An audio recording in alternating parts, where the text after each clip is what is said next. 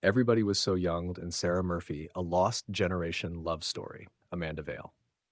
In the glittering 1920s, when Paris was the heartbeat of art and rebellion, Gerald and Sarah Murphy were its radiant center.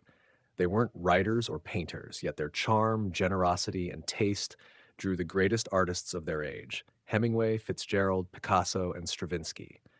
Amanda Vail's Everybody Was So Young tells their story, a love affair with life, art, and each other that defined the spirit of the lost generation. Gerald and Sarah met in New York high society, but longed for something more authentic. In 1921, they left for Europe and remade themselves on the French Riviera, transforming a sleepy village called Antibes into the cradle of modern Bohemia. Their villa, Villa America, became a sanctuary for restless artists seeking freedom after the war.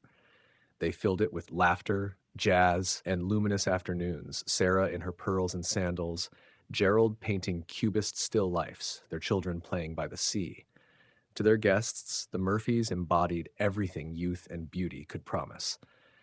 But beneath the sunlit glamour, tragedy gathered its shadows. The Murphys' devotion to their children was fierce, and when both sons fell ill, one with tuberculosis, the other with a terminal disease, their golden world dimmed. Gerald abandoned painting.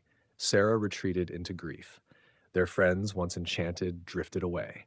Fitzgerald immortalized them in Tender is the Night, but even that tribute carried sorrow, the story of lives too bright to last.